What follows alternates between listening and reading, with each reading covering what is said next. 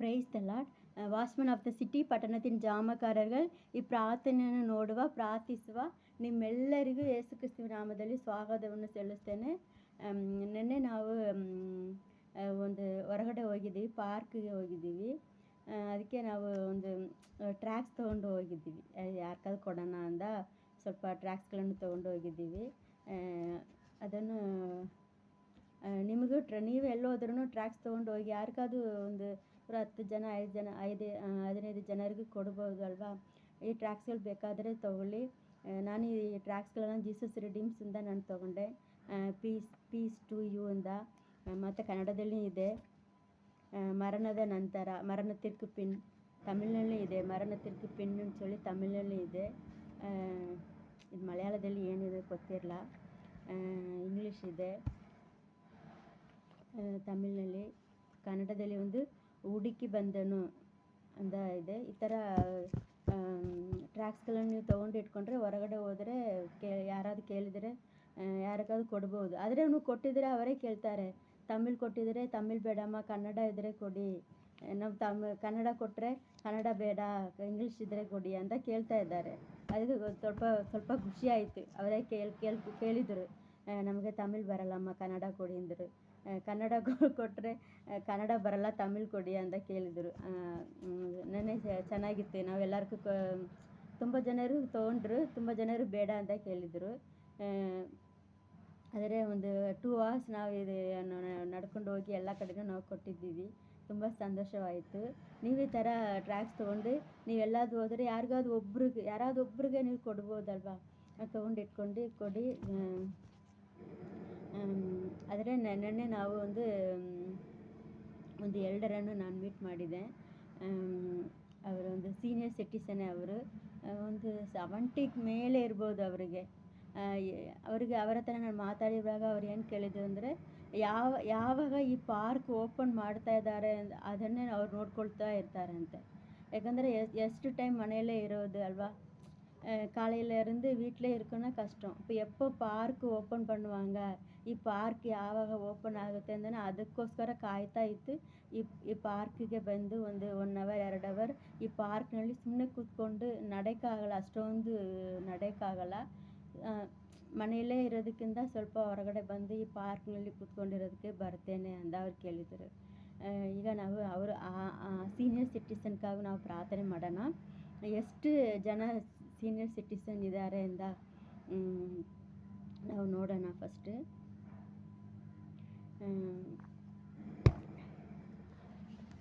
ಬೆಂಗಳೂರಿನಲ್ಲಿ ನಾವು ಕೆಲವು ಬೆಂಗಳೂರಿನಲ್ಲಿ ಒಂದು 9.5 million ಸೀನಿಯರ್ ಸಿಟಿಸನ್ಸ್ ಇದ್ದಾರೆ ಅಂತ ಒಂದು ಕಣಕಡಪು ಒಂದು ಕೊಟ್ಟಿದ್ದಾರೆ.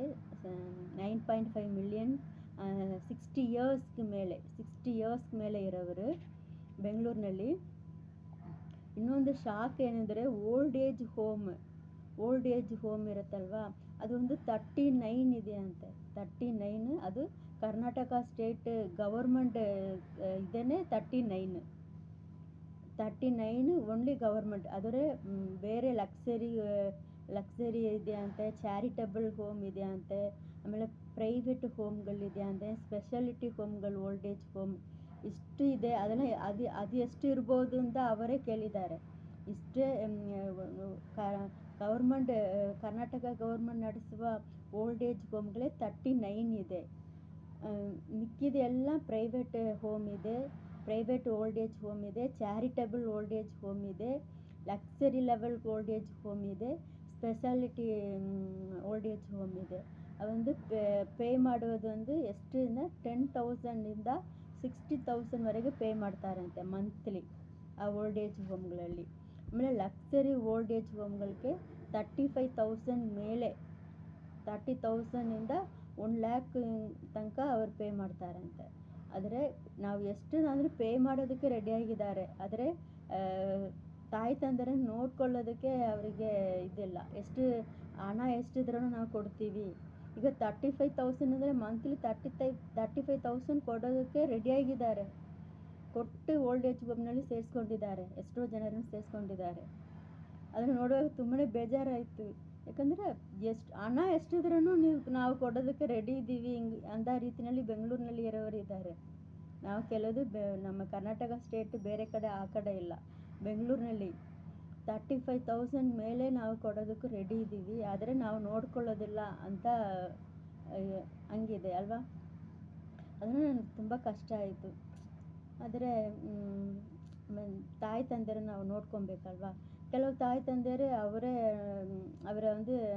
ಅವರನ್ನು ನೋಡ್ಕೊಳ್ತಾರೆ. ನಮ್ಮ ಕಾಲಿನ ಮೇಲೆ ನಾವು ನಿಲ್ಲಬೇಕು ಅಂದ ಇರೋರು ಇರ್ತಾರೆ. ಆದರೆ ಕೆಲವರಿಗೆ ಹಿಂಗೆ ನೋಡ್ಕೊಳ್ಳೋಕ್ಕಾಗಲ್ಲ, ಹುಷಾರಿಲ್ಲ. ಅದೇ ಸ್ಪೆಷಾಲಿಟಿ ಓಲ್ಡ್ ಏಜ್ ಹೋಮ್ ಇದೆ ಅಂತೆ. ಅದರಿಂದ ಏನು ಅಲ್ಲಿ ಆ ಓಲ್ಡ್ ಏಜ್ ಹೋಮ್ನಲ್ಲಿ ರೋಗ ಇರೋವರು, ಅವರಿಂದ ಅವರು ಸುಯವಾಗಿ ನಿಲ್ಲಕ್ಕಾಗಲ್ಲ ಹಂಗಿರೋವರನ್ನೇ ಆ ಸ್ಪೆಷಾಲಿಟಿ ಓಲ್ಡ್ ಏಜ್ ಹೋಮ್ನಲ್ಲಿ ಇದ್ದಾರಂತೆ. ಹಿಂಗೆಲ್ಲ ಓಲ್ಡ್ ಏಜ್ ಹೋಮ್ಗಳಿದೆ ನಮ್ಮ ಬೆಂಗಳೂರಿನಲ್ಲಿ. ಅದನ್ನು ನೋಡುವಾಗ ತುಂಬ ಬೇಜಾರಾಯಿತು. ಸೊ ನಾವು ಇವತ್ತು ನಾವು ಹೆಂಗೆ ಕೇಳೋಂಗಿಲ್ಲ. ಈ ಬೆಂಗಳೂರಿನಲ್ಲಿ ಇರೋವರು ಎಲ್ಲರೂ ಕೆಲಸ ಅಂತ ಹೋಗ್ಬಿಡ್ತಾರೆ. ಅವರವ್ರ ಕಷ್ಟ ಅವರವ್ರಿಗೆ ಏನೋ ಅದೂ ಇರ್ಬೋದು. ಮತ್ತು ತಾಯಿ ತಂದೆಯರನ್ನ ನಾವು ನೋಡಬೇಕಲ್ವ. ಹೇಗಿದ್ರೂ ನಾವು ಇವ್ರಿಗೋಸ್ಕರ ಪ್ರಾರ್ಥನೆ ಮಾಡೋಣ. ದೇವರು ಅವರಿಗೆ ಒಳ್ಳೆ ಆರೋಗ್ಯವನ್ನು ಕೊಡಬೇಕು. ಓಲ್ಡ್ ಏಜ್ ಹೋಮ್ನಲ್ಲಿ ಇದ್ರೂ ಕೂಡ ಅವರು ನಮ್ಮ ಮಕ್ಕಳು ಚೆನ್ನಾಗಿರಬೇಕು ಅಂತ ಒಂದು ಮನಸ್ಸಿನಲ್ಲಿ ಅವರಿಗೆ ಇರುತ್ತೆ. ಹೆಂಗಿದ್ರು ನಮ್ಮ ಮಕ್ಕಳು ಚೆನ್ನಾಗಿರಬೇಕು ಅಂತಲೇ ಅವ್ರು ಪ್ರಾರ್ಥನೆ ಮಾಡ್ತಾರೆ ಅಲ್ವಾ. ಅವ್ರ ಪ್ರಾರ್ಥನೆ ಎಲ್ಲ ದೇವರೊಂದಿಗೆ ಕೇಳಬೇಕು. ಅವರ ಕೊನೆ ಆಸೆ ಏನೇನು ಇರುತ್ತೋ ಅದೆಲ್ಲ ಈಡೇರಿಸ್ಬೇಕು. ಹೆಂಗಾದರೂ ದೇವರು ಅದನ್ನೆಲ್ಲ ಈಡೇರಿಸಲಿ. ಕೊನೆ ಆಸೆ ಏನಿರ್ಬೋದು, ಮೊಮ್ಮಕ್ಕಳಿದ್ದಾರೆ, ಪೇತಿಗಳಿವರೆ, ಅವರನ್ನು ನೋಡಬೇಕು ಅಂತ ಒಂದು ಆಸೆ ಇರುತ್ತೆ. ಅದೆಲ್ಲ ದೇವರ ಆಸೆಯನ್ನೆಲ್ಲ ದೇವರು ಈಡೇರಿಸಬೇಕು. ಈಗ ಲಕ್ಸರಿ ಓಲ್ಡ್ ಏಜ್ ಹೋಮಲ್ಲಿ ಇದ್ರೂ ಸರಿ, ಒಂದು ಸ್ಪೆಷಾಲಿಟಿ ಓಲ್ಡ್ ಏಜ್ ಹೋಮ್ನಲ್ಲಿ ಇದ್ರೂ ಸರಿ, ದೇವರು ಅವರಿಗೆ ಒಳ್ಳೆ ಆರೋಗ್ಯವನ್ನು ಕೊಟ್ಟು ಅವರು ಸಂತೋಷವಾಗಿ ಓಲ್ಡ್ ಏಜ್ ಹೋಮ್ನಲ್ಲಿ ಸಂತೋಷವಾಗಿ ಇರೋದಕ್ಕೆ, ಸಮಾಧಾನ ಇರೋದಕ್ಕೆ ಒಂದು ಒಳ್ಳೆಯ ಹೃದಯವನ್ನು ಅವರಿಗೆ ದೇವರು ಕೊಡಬೇಕು. ಅದಕ್ಕೋಸ್ಕರ ಪ್ರಾರ್ಥನೆ ಮಾಡೋಣ. ಈ ಕಾರ್ಯಗಳನ್ನು ನೆನೆಸ್ಕೊಂಡು ನಾವು ಪ್ರಾರ್ಥನೆ ಮಾಡೋಣ.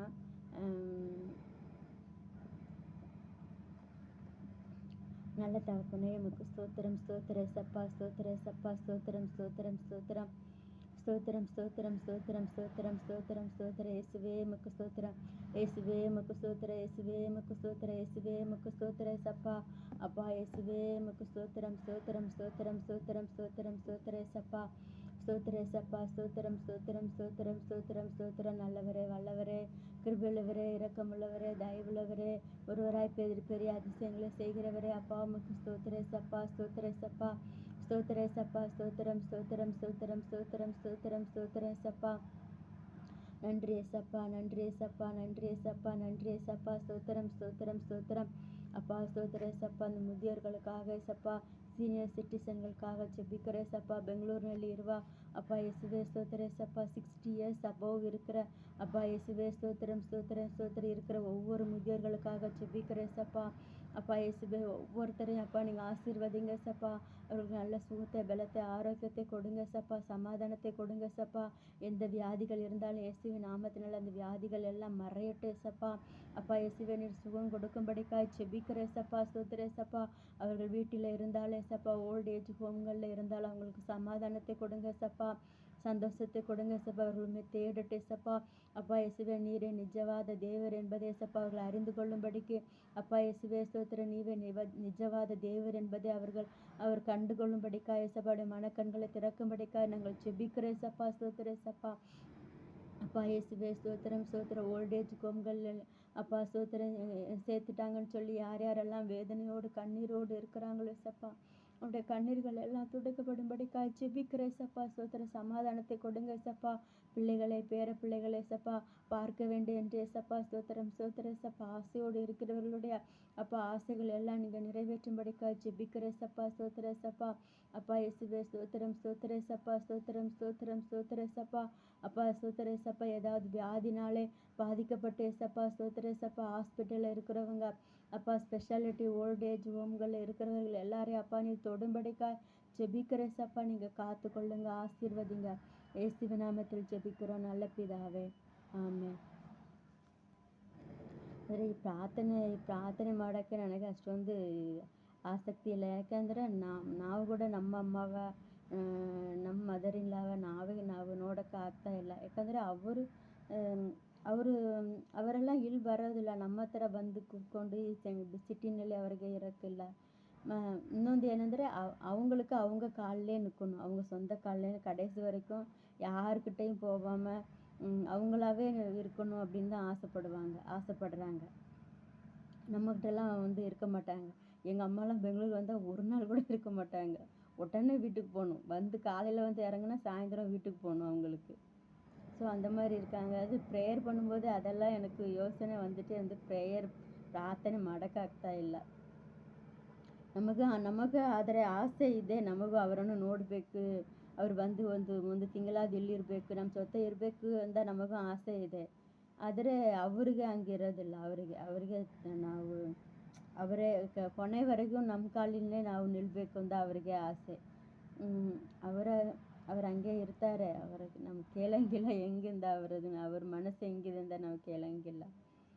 ಸೊ ನಾವು தொடர்ந்து ಇದಕ್ಕೋಸ್ಕರ ಪ್ರಾರ್ಥನೆ ಮಾಡೋಣ. ನಾವು ಇವತ್ತು ಒಂದು ವಾಕ್ಯವನ್ನು ಓದೋಣ. ಸೇನಾಧೀಶ್ವರನಾದ ಯೆಹೋವನು ಅಂತ ನೋಡ್ಕೊಂಡು ಬರ್ತಾ ಇದೆಯಲ್ವಾ. ಐಸಾಯ 47:4.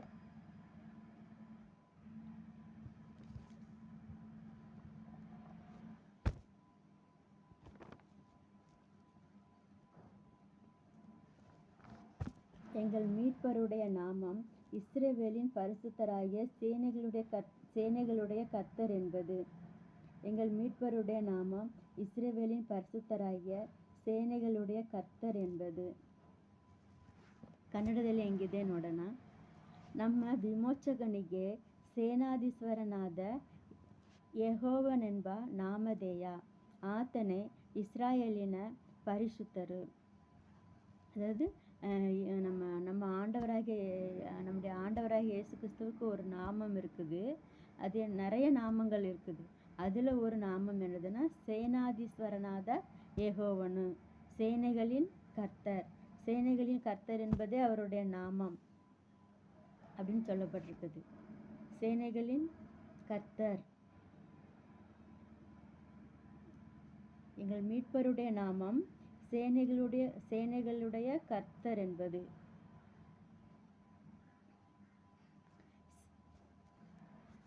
சேனைகளின் கர்த்தர் முதல்ல சேனைகளின் கர்த்தர் அப்படிங்கிற வார்த்தை வந்து பைபிளில் எந்த இடத்துல வருதுன்னு சொன்னால் சாமுவேலில் வருது. எல்கானா தான் ஃபஸ்ட்டு பலியிட போகும்போது சேனைகளின் கர்த்தருக்கு பலியிட போகிறதா அவர் சொல்வார். ஃபஸ்ட்டு அதில் தான் வருது. அவருடைய நாமம் சேனைகளின் கர்த்தர். அது முதல்ல சேனைகளின் கர்த்தருங்கிற அந்த வார்த்தை முதல்ல எல்கானா தான் அந்த வார்த்தையை ஃபஸ்ட்டு பயன்படுத்துகிறாரு. அதுக்கு முன்னாடி வரைக்கும் சேனைகளின் கர்த்தருங்கிற வார்த்தை வரல, சொல்லப்படலை. சேனைகளின் கர்த்தருங்கிற வார்த்தையை சாமுவேல்ல இருந்து தான் வருது. எல்கானா தான் ஃபஸ்ட்டு அந்த வார்த்தையை சொல்கிறார். சேனைகளின் தேவனாய கர்த்தருக்கு பலி செலுத்த போகணும்னு சொல்வார். அதனால் நம்ம ஆண்டவருக்கு நிறைய நாமங்கள் இருக்குது. அதில் ஒரு நாமம் சேனைகளின் கர்த்தர். தொடர்ந்து நம்ம ಸೇನಾಧೀಶ್ವರನಾದ ಯೆಹೋವನು ಯಾರು ಅಂತ ನಾವು ನೋಡ್ಕೊಂಡು ಬರ್ತಾ ಇದ್ದೀವಲ್ವಾ. ಇವತ್ತು ನಾವು ನೋಡಿದ್ದೀವಿ ಸೇನೆಗಳಿನ ಕರ್ತರ್. ಅವರುடைய ನಾಮம் ಪರಿಶುದ್ಧರು. ಇಸ್ರಾಯೇಲಿನ ಪರಿಶುದ್ಧರು ಅವರೇ ಅಂತ ಕನ್ನಡದಲ್ಲಿ ಕೇಳப்பட்டிದೆ. ತಮಿಳಿನಲ್ಲಿ இஸ்ரவேலின் பரிசுத்தராகிய சேனைகளுடைய கர்த்தர் என்பது அவருடைய நாமம், எங்கள் மீட்பருடைய நாமம் அப்படி அங்கே அப்படி சொல்லப்பட்டிருக்குது.